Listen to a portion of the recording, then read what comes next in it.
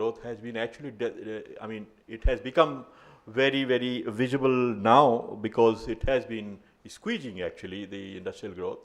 But it has been decelerating since 2007. And one needs to look into the regions for that deceleration, why the growth of industry and manufacturing in particular was decelerating.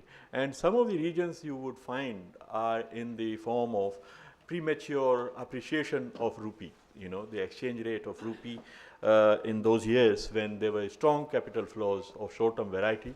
They were pushing the exchange rate upwards, and the competitiveness of production in India was eroded, and so much so that very established manufacturers of goods started to outsource production to other countries, low cost countries, who would produce for their brands. So very established producers of goods with the very established brand names were getting their goods made outside India. And that happened despite the fact that we were constantly running current account deficits, but because of the short-term capital flows coming in, the appreciation of rupee was eroding the competitiveness of Indian industry. And of course, there are many other factors, including the infrastructure deficits, the land acquisition related issues, and in last few years, the monetary tightening to curb the inflationary expectations also have been responsible. And this is a point very well made by Chandra, my predecessor in the panel, that manufacturing generates a lot of indirect jobs. So one is not to look at only the direct jobs creation by manufacturing. So manufacturing's impact, social impact or externalities are much greater than their contribution or its contribution in GDP. If you find, these are the indices of backward and forward linkages constructed on the basis of input-output tables, and you find that both forward and backward linkages generated by manufacturing are greater than 1 and bigger than any other sector, and that means very high potential of manufacturing in indirect job creation in addition to the direct jobs. So manufacturing is worth more than what it would appear to from the GDP numbers and direct employment generation. Now, what can be done for manufacturing, for fostering manufacturing-led growth? And I think Chandra was highlighting the export-oriented and import-substituting industrialization routes, which have been traditionally talked about, and East Asian economies, for instance, have gone very largely on export-oriented industrialization, and India is known in the early years of its development, emphasizing on looking at the import-substituting industrialization, especially until 1990s. After 1990s, we demolished some of those protectionist measures that were there. But currently, if you were to look at which route to pursue, and export-oriented industrialization, which looks very attractive in terms of experiences of East Asian economies, which have developed with that. What are the prospects of going whole hog into export-oriented industrialization? I think there are a few pointers that may lead you to question those possibilities. One is, of course, the very subdued growth in advanced economies becoming a new normal, and that sort of translates into very low growth of world trade. World trade is now growing at about 2%. There used to be time when it was growing at upwards of 10%. And so that kind of dream run of the world economy is over. And focus of the advanced economies, as you know, is on unwinding the global imbalances and indebtedness, and that means they consuming less and saving more, exporting more and importing less. And that has implications for a very big emphasis on export-oriented industrialization. And you also see rising protectionism in the advanced economies, and also to be important to be kept in mind are very huge underutilized capacities in East Asia, because they had built up these capacities in the times when world trade was growing at 10% plus, and now because the demand and world trade growth has come down, there are huge underutilized capacities, and these countries, our East Asian neighbors, would not mind, getting you out of the market by dumping and going to a marginal cost pricing kind of, strategies. On the other hand, there is a very large and growing market for many products, which provides an opportunity for strategic import substitution. And when I say strategic import substitution, I am not referring to the import substitution of the variety or the blanket variety that we pursued until 1990. So it's a very selective strategic import substitution. And just to give you an idea of what is the, what I'm saying when I'm saying that very large and growing market, it is to be seen from the import numbers of several segments of manufacturing, like India importing non-electrical machinery and machine tools of over $30 billion, electronic goods over $33 billion, and there are projections that electronics imports of India in 5 to 10 years may be of the order of $400 billion, more than India would be importing petroleum products, for instance. So, and transport equipment, 14 manufacturers of metals, 4 chemicals, 19. So they're huge, very large imports. You have 3 minutes more. Okay.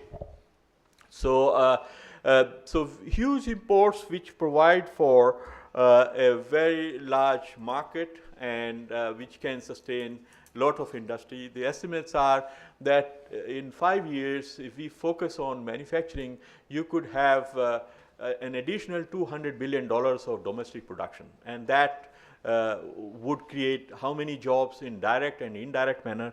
That's for anybody to do calculations. Now, there are some lessons in developing industry, manufacturing capabilities, which have to be taken from the experiences of East Asian economies. And in particular, the use of industrial policy, the strategic interventions, very well focused and directed to build certain capacities. And Mr. Ajay Shankar already referred to the industrial policy debate, and there is a very strong revival of industrial policy in the past few years in all different parts of the world. In fact, Heribert and I were in a conference in Rio a few months ago, and our Latin American colleagues were talking about how industrial policy is being revived there.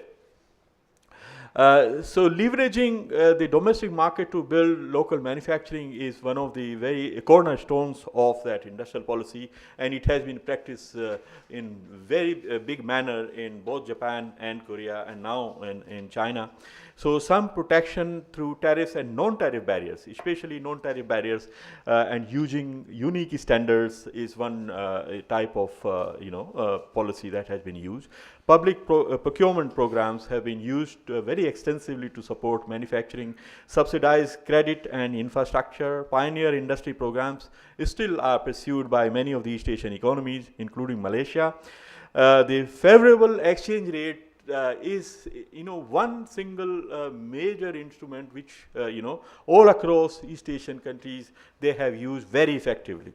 And then performance requirements, all kinds of performance requirements to direct FDI towards manufacturing has been very extensively used. I don't have time to give you some examples, but maybe in the discussion. And then, so besides these lessons, of course, for India, infrastructure support, land acquisition, skills formation, which have been talked about, are very important. Getting rid of outdated regulations in the chains circumstances, facilitation of approvals, and some single window kind of types of approval systems would be very effective, could be very effective. Using safeguards in WTO and bilateral trade agreements can be explored, and exploiting Indian skills and strengths in what is called as frugal engineering to develop new products for local and global markets could also be an issue. Let me just use my last 1.5 minutes, Huda Sahab, I think 1.5 or 2, maybe. Yes. Well, pushing exporters to India. I was talking about large domestic market, and so these $33 billion of electronics is coming. So there are some companies pushing these products to India. I think talking to them and making them set up local manufacturing could be an option. And so directing FDI to manufacturing sector for export oriented or import substituting manufacturing, and that also enhances chances of FDI crowding in domestic investments. Proactive targeting can be a very useful tool rather than just remaining passively approving whomsoever is knocking our doors. Rather than we just passively approving whomsoever is knocking our doors, we knock some doors and get them to come and set up. So that could be a very important tool. And some of the performance requirements, many of the performance requirements are outlawed under TRIMS agreement of WTO, but many of them are still possible.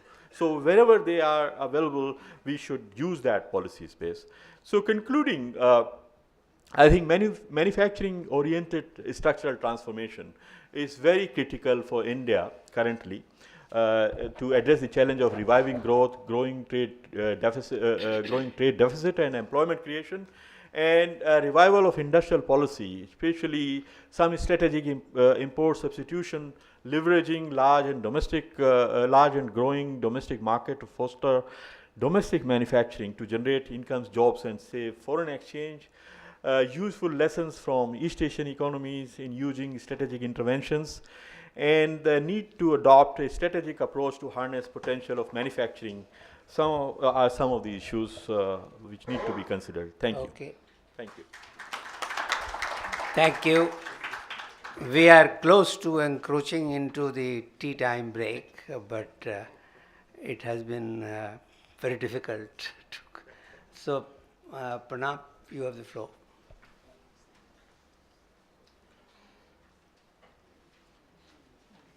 Thank you, Anwar. I'll actually help you out. I will certainly take nowhere close to 15 minutes. And thank you for the opportunity. In fact, my job has been made a lot easier by the presentation that Chandra made. I think he covered a lot of the issues that I was going to talk about, and so I will not talk about them. So that saves about 12 minutes. But having said that, in a sense, let me begin with what I had thought I would begin with, so that remains intact, which is that in the entire discourse, there is this belief that somehow manufacturing in the global economy is a perennial. It just goes on and on and on, and you can simply plug into that system and you will be all right. I'm afraid that's not quite true. There are some rather old-fashioned techniques of economics which were called angle curves, discovered about 160 years ago, and they do tell a story. Angle curves have traditionally been used to really look at agriculture and to tell the entire world what a terrible idea it was to focus on agriculture, because the angle curve operates. Shares of income spent on agricultural produce comes down. The fact is, you can generate an angle curve for practically anything you like. I mean, it's a simple, very, very trivial relationship. Now, angle curves have two characteristics. One, of course, is the shape. I mean, what is the shape of the angle curve? Usually it's convex. But the more important question is, what do angle curves do over time? And if you actually look at what has been happening to angle curves for manufacturing, they are, of course, much more favorable than for agriculture. The agriculture just goes like this. Angle curve for manufacturing is almost linear, slight turning at the top. but they have been shifting very dramatically. The 40 years that we talked about post-World War II, Engel curves steadily shifted, for manufacturing steadily shifted up, decade by decade by decade. Things since the 1990s have been a lot less, unidirectional. Things have been moving around.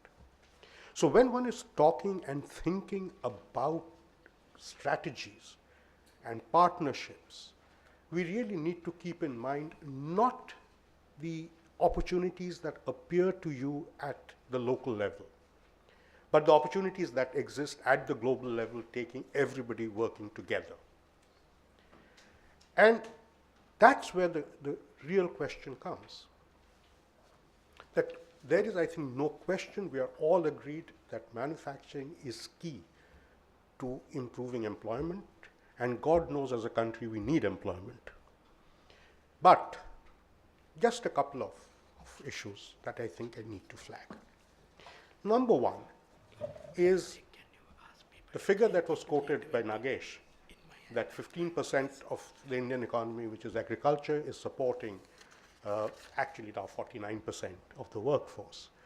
That's a very misleading statement.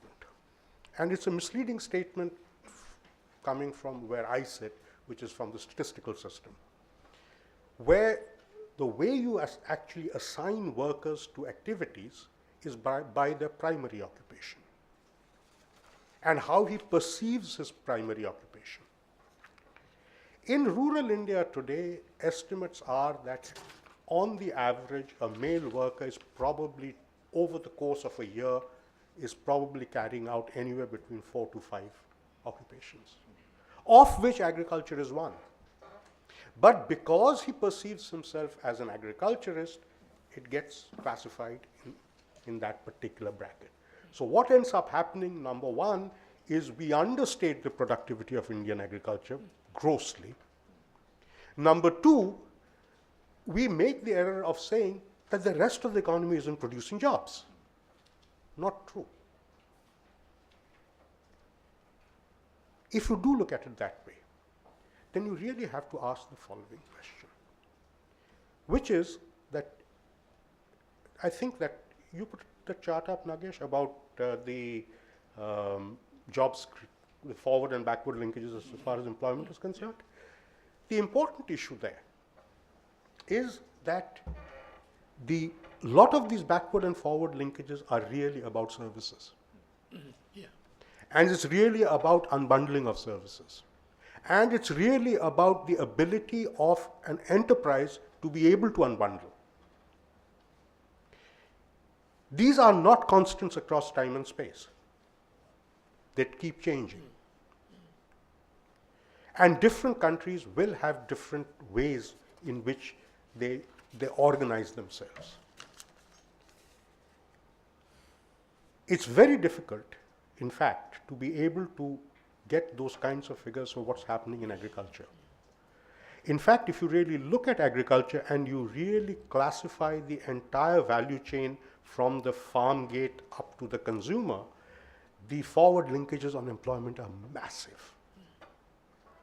It's probably much less so for manufacturing, much, much less so. So we need to be a little careful when we deal with these numbers. But the point that really struck me was the following. You know, in India, we have been whipping ourselves about the fact that we are unable to create these large enterprises in labor-intensive manufacturing. And we list out all manner of things, of which infrastructure stands at number one, and labor laws stand at a very close number two. But, you know, think about infrastructure. The logistical requirements of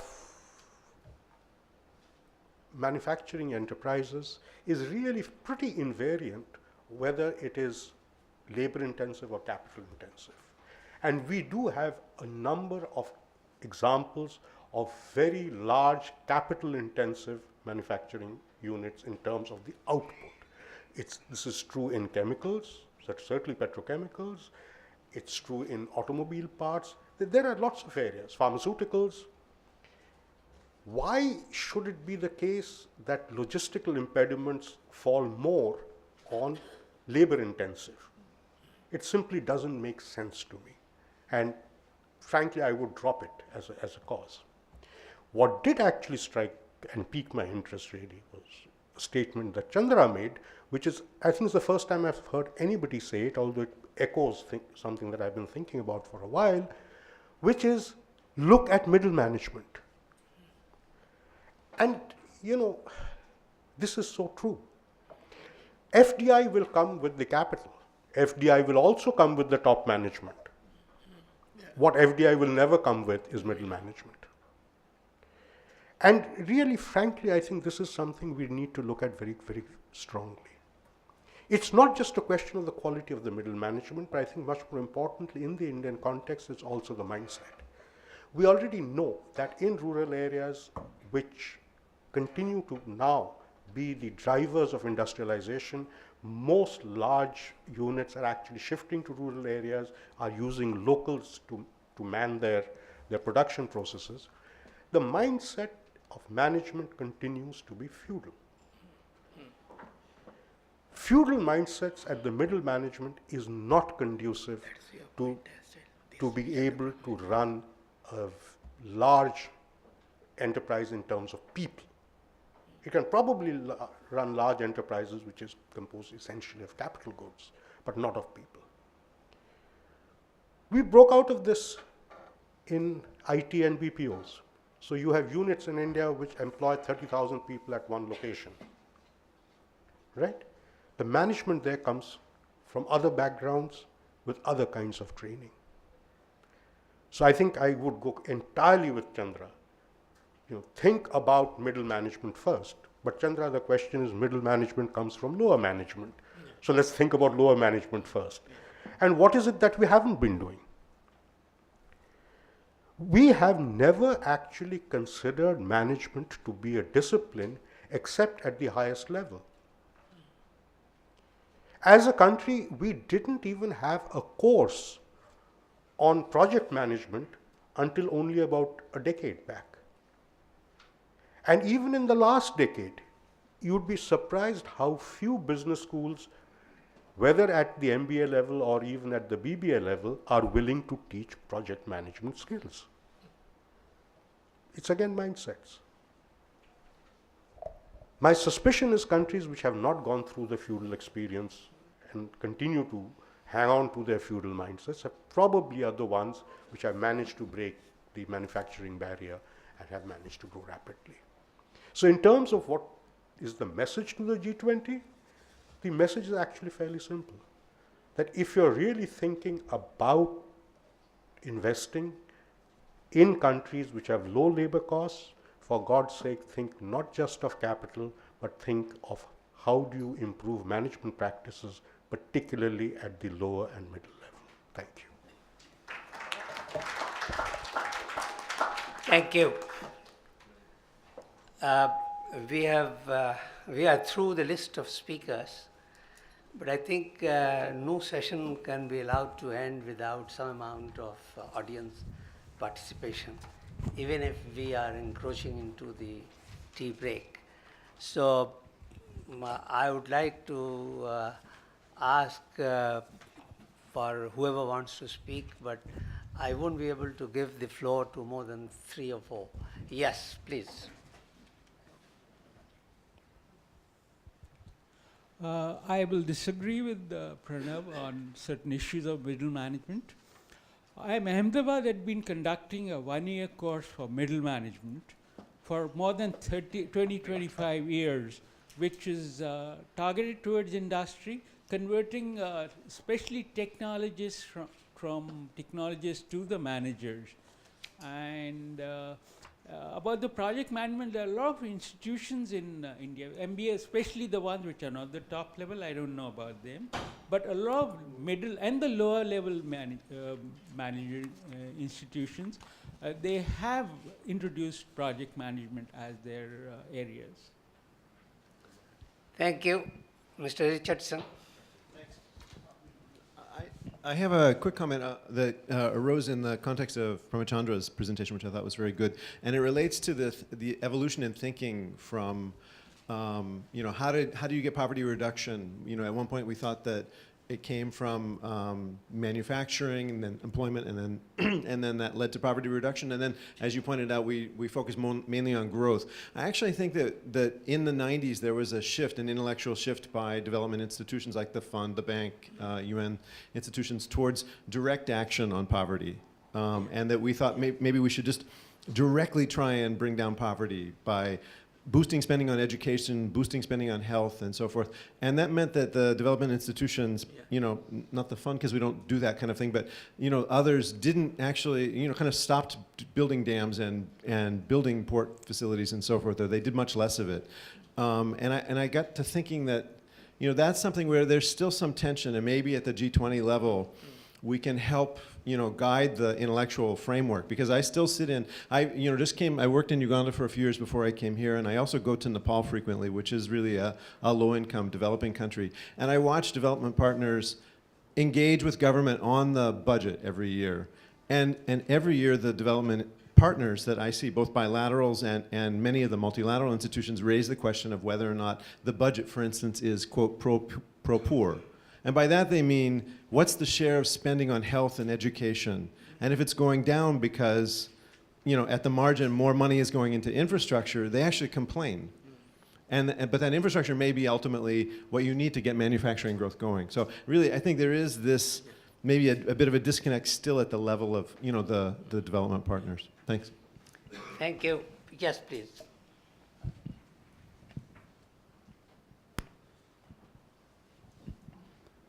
Thank you. Thank you for giving opportunity. I'm KK Verma. I'm an independent thinker. I think I have been listening, these discussions for last many years. One thing I want to state here. Invariably, as an Indian, we do not believe on data. And unfortunately, I find this is what happens in the lecture.